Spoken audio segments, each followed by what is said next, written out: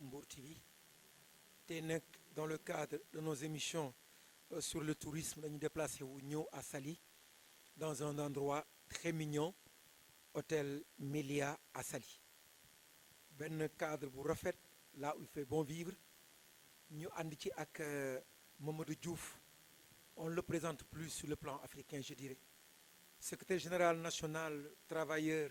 d'hôtellerie et la restauration des cafés et bars du Sénégal moom la ñu am tey war a waxtaan ak moom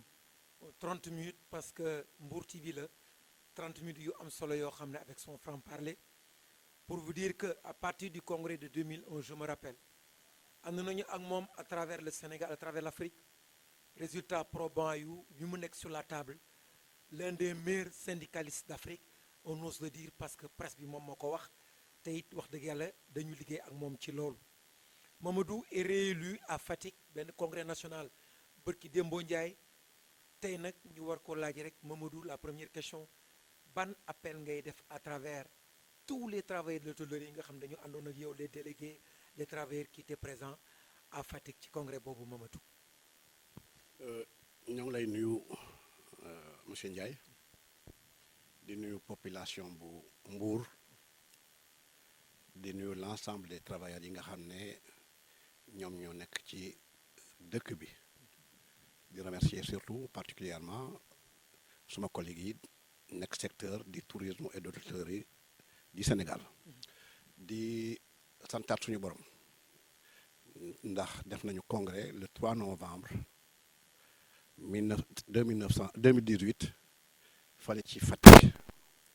en effet mu nekk congrès boo xam ne congrès bu mag la woon bu am impact yàlla dogal camarades yi encore joxaat ma seen confiance donc ma nekkaat secrétaire général pour 4 ans ma war nag santaat ñëpp gërëm ñëpp travailleurs yi yëpp maa ngi leen di sant dans le secteur de l'hôtellerie gis naa seen taxawaay di remercier it camarades yi nekk Fatick ki ko jiite di le camarade Maguette Gueye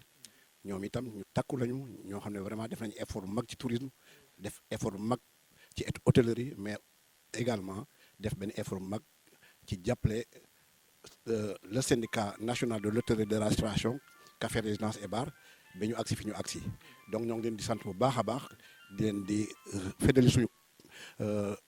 couleur ak suñu cofeel ci ñoom di leen di sant bu baax a baax di la sant yow ci sa bopp di sant journaliste yi parce que am na sax ñoo xam ne jógoon nañu Mbour ñëw Fatick kon dana rafet pour ñu santat ñooñu ñëpp ñu ngi sant ñëpp daal bàyyiwuñu kenn di ñaan suñu borom nag mu jàppale ñu ba mandat bi nga xam ne moom la ñu tàmbale ko ci bismillah rahmaani rahim génn ci alhamdulilah rabil alamin amin ya rabbi yàlla et bala ñu dugg dans le vif du sujet votre engagement votre abnégation sa bëgg le social sa bëgg travailleur bi bu ñu juddoo ba léegi li ñu gis yow c'est exemplaire bu la jox léegi lan moo la motiver sur ça sur le plan social ndax avant la ou bien dans le cadre de votre waaw dafa fekk nag suñu borom mooy dogal te itam daf lay xiir ci dara boo boobaa doo ci mën dara dafay nekk sacrifice boo xam ne obligatoirement da nga koy def kon suñu borom dogal na man ma juddu ci ndax ku juddoo kër Buur Siin sans pour autant ñu def ko ndam war a am loo xam ne lu mu tuut da nga ko am dans le cadre social ndax sama papa effectivement daana gérer dans le cadre du social nekkoon responsable lu mag ca Jaxaaw dans le Sine kon nag may nekk ci keppaaram di gis lu bëri di waxtaan ak moom mu may woon lu bëri bëri ba yàlla dugg naa école ba ak si mu orienté ma ma orienté wu ci affaire tourisme dugg naa ci affaire syndicat bi ma ci liggéey mën naa wax ne du loo xam ne xamoon naa ko mais nekkat ñoo xam ne dañoo am cofeel ci man am confiance ci man loolu moo tax ma dugg ci syndicat yaa dimbale ñu nag ba ñi nga xam ne ñoom lañ ko bokkat ko doxal nekk ñoo xam ne ay doomu aadama yu am ouverture lañu ñu am courage lañu ba tax na courage boobu ñu am lu ñu ma ci jox ba effectivement ñu fexe ba agsi fi ñu agsi ci syndicat yàlla dogal nag boo nekkee ci def la nga war a def mooy fexe ba au moins li nga xam ne moo taxoon nit ñi fal la mooy confiance bi nga xam ne moom la camarades yi yëkkati teg ko ci suñu ndodd amin ya rabbi yàlla nga yore benn secteur bu doy waar parce que secteur boo xam ne 80% dafa privé c'est des étrangers. combat bi continuer nga yàgg a wax sur le plan social du travail fourni salaire égal foo toll ci sa xalaat boobu. xam nga dafa am xalaat yoo xam ne day dem ba faw moom ma lay wax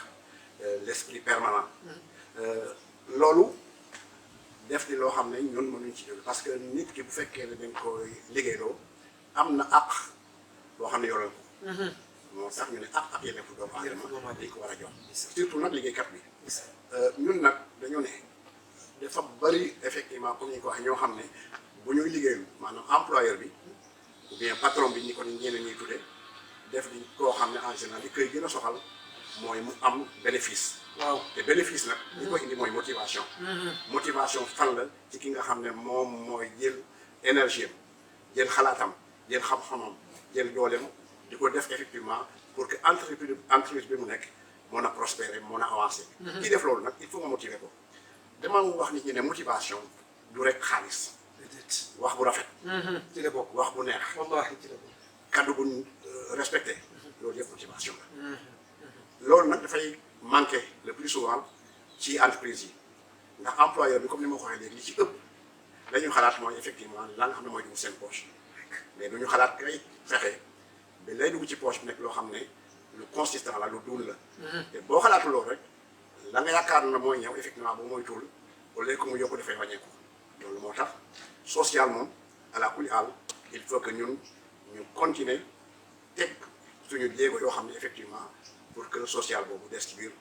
entreprise yi. le secrétaire général wax na dëgg ndax je pense que jamono lu koy doxloo ak àdduna il faut le social. unissez-vous et remplissez la terre je crois que loolu dafa yàgg kon social dafa am solo lool dans le cadre du travail. nga yor secteur bu plaisant parce que ñëpp ñu ciy liggéey man dama leen di considérer comme des ambassadeurs. parce que gan gi dafay jóge partout dans le monde ne Sénégal lay dem Sénégal dëkku teranga ji tey doon trésor culturel ndax mënuñu gën a avancer xalaat ne tey xeex bi fan nga toll ci retraite 60 ans bi gën leen a yokkal juróom-benn fukki at soo ko dem retraite ndax baax na ci secteur bi ou ndax baaxul ci secteur bi. problème 60 ans boobu dafa nekk loo xam ne wax nañ ko fu ne waxaat ko fu ne. am na sax ñoo xam ne effectivement ci lañu basé woon effectivement pour dénigrer parfois actes yi nga xam ne moom la ñuy posé. mais malheureusement ça n'a pas prospéré comme ni ko tubaab bi waxee. maanaam lañ ci doon seetu amuñu ko ci. ndax retraite à 60 ans def loo xam ne ci demande du CNTS accompagné par les autres syndicats ci lañ ko amee. président de la République accordé maintenant la retraite à 60 ans. à 60 ans bi mu accordé la retraite à 60 ans ñu ne am na secteur yoo xam ne effectivement. mën nañu def un accord parce que lépp loo xam ne loi la mbaa droit la dara mën ko dindi. mais am nga droit nag ci sa biir secteur nga am ce qu'on appelle un accord sectoriel. accord sectoriel boobu nga xam ne moom la ñu waxtaanee woon ñun nekk 3 responsables ba waxtaan ak patronat bi dañu ne woon comme léegi agsi nañ foo xam ne ñu bëri li nga xam ne moom la ñu séntu mooy ñu régler le problème équivalence bi. maanaam. bu ñu demee tey ñii yëngu ci tourisme ñi yëngu ci hôtellerie yi dañuy liggéey loo xam ne bokkul ak li nga xam ne méngoowul ak li nga xam ne moom la ñuy fayeeku ndax boo demee ci yeneen secteurs yi 40 heures la ñu def fii nag dañu ne cuisinier 45 heures ne gardien 56 heures ne ñeneen ñi 50 heures loolu c'est depuis les années 53. depuis 50 ñu avant l'indépendance. waaw depuis avant l'indépendance ñun bi ñu ñëwee ñu ne loolu boo comparé par exemple salaire beneen convention ak convention hôtellerie ñu yem catégorie généralement keneen ki moom mooy ëpp ki nga xam ne par exemple moom moo nekk dans le secteur de l'hôtellerie te fi mu ne nii ñoom ñoo bokk benn catégorie. ñu ne kon loolu lan moo tax li tax mooy effectivement équivalence du ñu léegi. ñu ne comme loolu la nañu fexe ba 2 ans yi nga xam ne par exemple moom mooy tegu ci 60 ans yi comme patronat mu ngi koy laaj. ñun nañ ko signé mais bu ñu ko signé en contrepartie dafay am avenant boo xam ne moom la ñuy def avenant boobu lan lay joxe mooy que équivalence bi tey ñu bañ koo tuddati ñuy liggéey 40 heures comme tout le monde di fayeeku les mêmes salaires que les autres conventions bu boobaa nag bu ñu paree la nga xam ne moom moo ci des mooy comme président def na loi lay doon bu boobaa loi moom moo gën a fort accord ñu ne kon je crois que nécessité la pour que ñu waxtaan trouver une solution mais 60 ans yooyu nga xam ne moom la ñuy xeex ñu am loo xam ne moo ëpp 2 ans yi nga xam ne moo tegu ci 58 ans pour ñu am 60 ans. c'est un bon combat. loolu mooy nekk li nga xam ne moom la ñu tegoon ci table bi. bañ ko tegee ci table bi effectivement am nañu ay courriers yoo xam ni le responsable du syndicat patronal de l'industrie touristique muy Amadou Racine Sy ci boppam am na lettre boo xam ne moom moo ko signé c'était dans la même lancée que ñun dañu def 2 ans yu nekk effectivement ñu def évaluation soo defee évaluation en 2 ans ce qui veut dire que yow 60 ans yi nga ko am te dina fekk yow nga am équivalence ñu ne kon loolu xeex loolu ba am ko pour les travailleurs moo gën fuuf toog fii di xëccoo 2 ans yoo xam ne mën nañu ko régler après la ci tegu ñu ne gis nañu ñoo xam ne ñu ngi ci biir secteur bi mais problème mooy am na ñoo xam ne boo leen yóbboo 60 ans dañ leen di sonal. bien sûr dootuñu mën liggéey. mais kenn du obligé nit ci loi boo xam ne tegu na ne da ngay def moyen. mais dañu ne képp koo xam ne dem nga ba seet ni yow mënatoo continuer bu boobaa nga mën a négocier sur le plan interne ba nga dem à 58 ans fekk yow sa bopp doo perte dara. loolu mooy li nga xam ne moom la ñu waxtaan woon. waxtaan nañ d'ailleurs récemment parce que président waxaat na ci 1er mai ku déglu intervention am xam ne interpellé na le syndicat patronal en l'occurrence monsieur Racine Sy ne ko Racine la retraite est à 60 ans c'est une loi. Ça c'est la parole d'un président de la République. Donc ñun daf ñuy appuyer ci li nga xam ne moom la ñu tànnoon mu nekk suñu credo. On s'est dit que comme noonu la il va falloir que maintenant ñu jël suñu disposition ba 60 ans yooyu nekk une réalité mais teewul nag ñu continuer effectivement pour avenant bi nga xam ne moom mooy teral le problème de l'équivalence. Équivalence ñu ne équivalence sax doyul nañu fexe ba au-delà de l'équivalence ñu am certaine augmentation ñu ne kon nañu commencer par l'augmentation de la prime de nourriture. Le patronat a accordé quoi. Donc nous avons un courrier boo xam ne c'était par rapport à l'équivalence mais également par rapport à la prime de nourriture. Travailleurs yi plus souvent dañu naan il faut ñu xoolaat convention. On a fait déjà 2 réunions boo xam ne UITAS ci boppam moom moo ko financé ñu ne bu ñu paree suñu réunion maintenant au niveau interne bu boobaa ñu toog maintenant ak patronat bi pour voir maintenant parce que c'est vrai convention yi dafa am ay passages yoo xam ne c'est des textes qui sont désuets ñu ne bu boobaa ñu am au moins amélioration boo xam ne dañu ko indi pour jéem a régler effectivement le problème de cette convention mais 2 réunions déjà def nañ ko par rapport à cette convention donc boo amee loolu del soit ci li ma waxoon léegi pour la retraite à 60 ans troisièmement nga am la prime de nourriture ak yeneen prime yoo xam ne bu boobaa dañu toogaat di ko waxtaanee je crois que nécessité la woon pour que ñun ñu signé loolu mais malheureusement am na ñoo xam ne am na lu tax ñu teral ko seen affaire la mais li wóor bi wóor mooy ne de mille manières ñun li nga xam ne moo tax ñu def ko ak fi ñu ko teg damay wax habitude yow daa habitude wax travailleurs yi ne bu fekkoon ne li ñuy defaat la man personnellement dinaa assumer li nga xam ne def naa ko parce que moo koy teg dama ko teg ci yoon teg ko ci dëgg. daf koy teg ci yoon teg ko ci dëgg ndax ni nga expliqué sax dañu mën a comprendre réellement et puis il y a des avantages sax yoo xam ne dafa judd pour les travailleurs bu ñu dellu see rek di fàttali mbokki téléspectateurs yi Mbour TV le secrétaire général national travailleurs hôtellerie restauration café bar du Sénégal dañu àndal Mamadou Diouf barki Demba Ndiaye rek ñu jógee sur le congrès national à Fatick falaat ko parce que résultat yu nekk sur la table tey Mamadou ñu dellu si un peu sur secteur bi nga xam ne mooy tourisme nga maîtriser ko bind ci sax ay documents fukki at yi passé yëpp généralement dañuy wax naan hôtellerie yi dañuy tourner les pouces ñii ñuy wax promotion destination bi doyul ñii ñuy wax fonds de promotion ñii di wax naan balnéaire bi dafa vieillissant yow en tant que technicien ban analyse nga mën a def tey ñu delluwaat fa ñu nekkoon parce que tourisme est devenu une industrie man financière. waaw tourisme moom c'est une industrie boo xam ne kenn mënu ko weddi ñu xam ne am na ay at yu weesu tourisme traversé na difficulté yu bëri mais amoon nañu habitude sax wax ne tourisme dafa feebar. le tourisme est souffrant wax nañ ko fii. le tourisme est malade. lu ne wax nañ ko fii. le tourisme est mourant. demoon nañu foog ne tourisme jëm ji waxuñu nga xam ne moom lañu tuddee tourisme demoon nañu jeexal na mais yàlla dogal na effectivement am na effort yoo xam ne il faut reconnaître que le gouvernement actuel def na ko. jël ay mesures yu bëri ba tax na relance bi effectivement mu commencé am. li nga xam ne nag mooy vision pour acteurs yi moo ñu am beneen identité du tourisme surtout du tourisme sénégalais. il faut qu'on change identité am. na mu meloon il faut que mu changer nañ ko doon doxale il faut mu changer amoon naa habitude naan il faut mettre les professionnels dans le secteur du tourisme pour que ñu mën ko doxal parce que li nga xamul pour nga doxal ko dina jafe waaye avec le temps expérience mu ngi yoxe loo xam ne ñi nga xam ne ñu ngi mujjee ñëw ñu ngi def effort boo xam ne ñu koy gis au moins parce que tey su ñu defee ba def un projet qu'on appelle le projet sur le nouveau code du tourisme je crois que effort la le ministre Mame Mbaye Niang moo ko commencé woon bi mu demee effectivement Sarr ñëw continue encore démarche boobu ñu ne code boobu waxtaan nañ ko acteurs yëpp daje ku ci nekk joxe si sa xalaat ñu ne kon effort mu ngi am ci effort boobu nag li am importance mooy que lu ñuy def nañ ci boole effectivement travailleurs yi parce que généralement boo gisoon ñu ne il faut des professionnels moo xam rôle liggéeykat ci biir entreprise professionnel moo xam ban apport la liggéeykat la war a indi ci biir entreprise am professionnel moo xam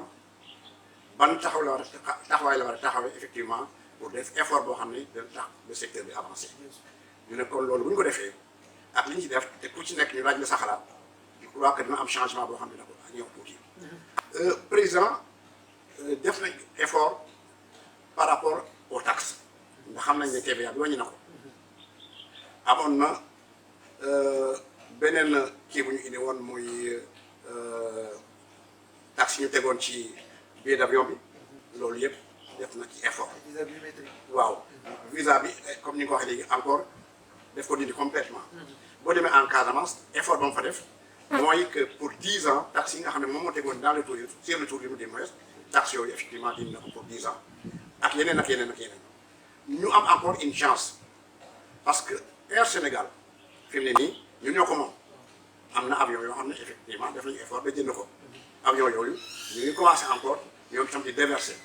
donc y a beaucoup de gens yoo xam ne fi mu ne nii mën nañu fi ñëw la ci tegu mooy gis nañu infrastructure yi nga xam ne moom lañu fi def da nga doon ñëw aéroport lu ne nga fa doon daj boo nekkee touriste beaucoup de tracasseries finalement dootoo bëgg a ñëw. waaw oui tracasseries léegi loolu wàññeeku na bu baax a baax. bu jël aéroport encore indiwaat ko fii jas. waaw oui bi mu ko defee appuyage ñëw donc en moins de 2 heures de temps yow da nga jógee aéroport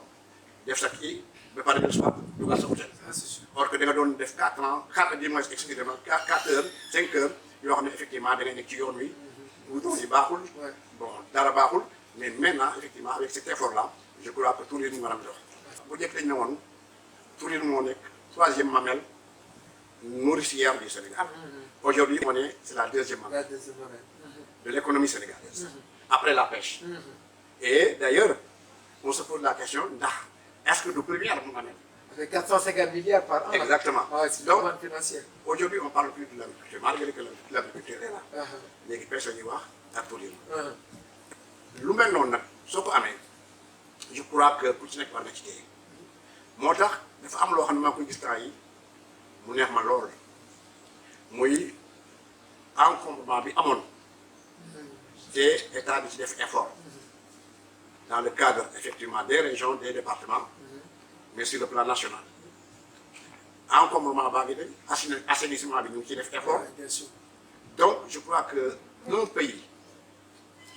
ou une ville propre bien assainie am ay infrastructure yu baax je crois que mën na attirer beaucoup de touristes. oui c'est vrai. bu njëkk da nga doon gis fu ne lañ doon tuur mbalit. effort am na par rapport à ça.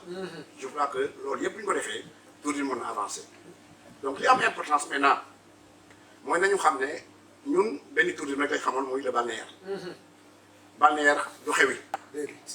mais il faut toujours améliorer. le classique va demeurer. moo tax dama ne man d'accord na le projet de Pointe Sarène je suis à 100% d'accord mais dama ne woon comme dafa am hôtel yu bari yu tëjoon nañu fexe ba hôtel yooyu ñu tëji leen defaraat door a dem nag def yeneen jéego pour effectivement dem Pointe Sarène mais la ma doon wax je crois que am na lu ciy feeñ parce que y a déjà une convention qui est signée récemment pour le club Adiana. ah c'est bien ça le club donc Adiana. avec le club Med waaw deuxièmement il y a un hôtel boo xam ne danañ ko construire à Pointe Sarène. Troisièmement mooy Laguna Beach muy Africa Point yooyu yëpp effectivement dina am yeneen acquéreurs yoo xam ne ñoom ñoo ko jël effectivement pour mën ko doxal. Le problème du Savannah effectivement ñu ngi ciy waxtaan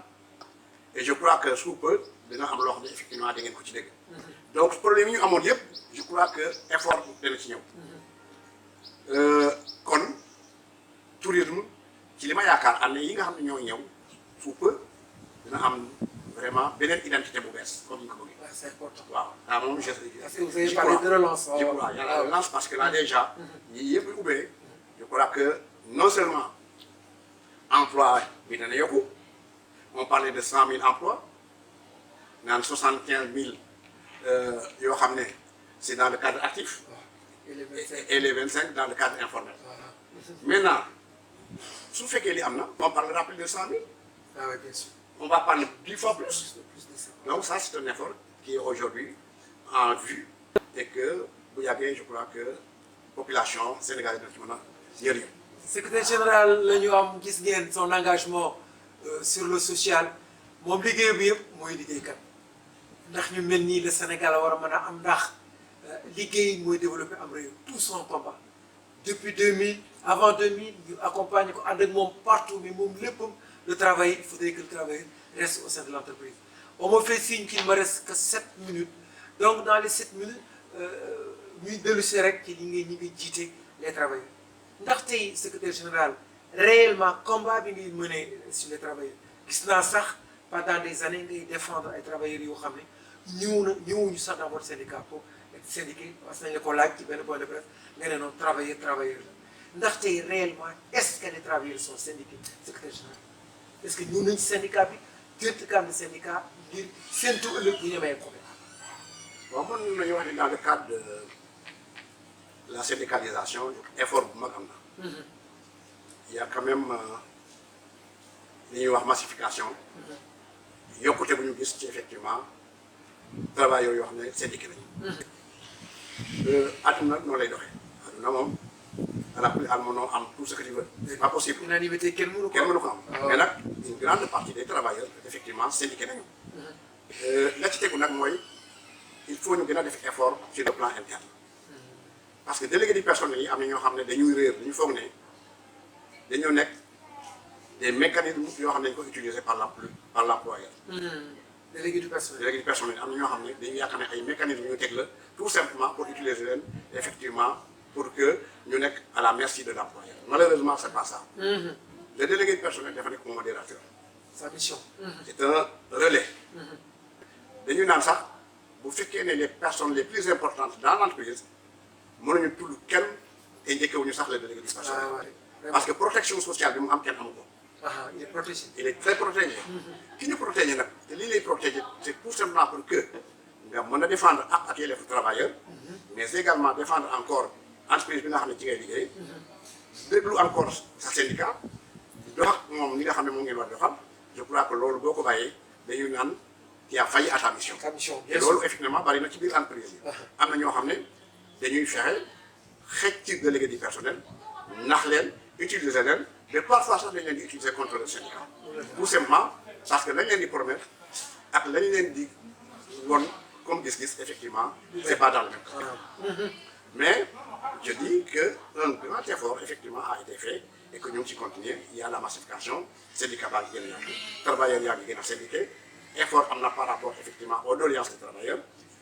revendication yi mu ngi am aujourd'hui la seule revendication bi nga xam ne moom moo gën a kii c'est la retraite à 60 ans nous avons dit que aujourd'hui 60 ans yi moom c'est irréversible amul benn employeur boo xam ne qui sera dans ce pays et doo ko appliquer tout le monde va l'appliquer. Tout le monde et va ça je dis irréversible. Irréversible, on n'y reviendra pas quand on avait dit que la signature a été faite, la retraite 58 ans avec un avenant, nous avons accepté et nous avons même dit que le patronat s'est précipité pour donner des documents officiels aux employeurs pour la retraite c'est 58 ans. Aujourd'hui la retraite est à 60 ans, il faut que nous góorgóorlu rapidement jox ko les employeurs leurs collaborateurs pour que ñu xam ne c'est irréversible la retraite est à 60 ans. 60 ans kenn mënu ko ça moom c'est la c'est plus grande revendication boo xam ne effectivement dinañ ko def comme man nag yàlla dogal na man maa yor syndicat bi nga xam ne mooy syndicat bi dina rëy dans le cadre de l'hôtellerie et de la restauration au Sénégal en général boo da ngay dégg sax ne ñu ne Diouf a ko signé. Diouf moo ko signé, ce sont les syndicalistes qui l'ont signé. Mais Diouf assume qu'il a signé et qu'il ira jusqu'au bout pour que travailleurs yi liñ ci war a bénéficier ñu bénéficier ko. Vous avez parfaitement raison. Moi, je pense que jeex na échelle looy tàggatoo. di la sant di remercier effectivement aussi seen rajo di remercier effectivement Mbour TV di remercier patron bi di remercier encore les acteurs qui gravitent autour de la presse dans le département de Mbour parce que vraiment fu ñu tas rek je vois qu'ils sont en train de faire un effort yow nag tu es un journaliste mais un journaliste syndicaliste parce que yow li nga def ci syndicat defe naa ne kenn dootu ko ci def di lañ amoon di remercier nag ñëpp di remercier encore borom hôtel bi nga xam ne moo ñu permettre effectivement que émission bi ñu def ko ci hôtel bi nga xam ne mooy Melia Hôtel. D'ailleurs sax ma recommande à tous ceux qui viennent venir le week-end le VSD Melia Hôtel, un charmant endroit avec une piscine. Moi je pense que war nañu ko wax sénégalais quand je pense qu'il faudrait enrayer la saisonnalité à partir des directeurs d'entreprise, les députés et des ministres ñu ñëw Melia xool ay sénégalais ñoo fi nekk ils font de très bonnes choses pour la relance ñu visité ko c'est à 2 pas de la station balnéaire de Saly kon Mamadou ñu ngi lay sant bu baax a baax di lay ñaanal fan bu gudd wér-gu-yaram parce que ànd ak yow aussi courage la ànd ak yow aussi école la université la jàng lu bëri di la jox rendez-vous très prochainement sur la même chaîne. Merci. Je vous remercie. Merci beaucoup. Merci c'est gentil. Merci.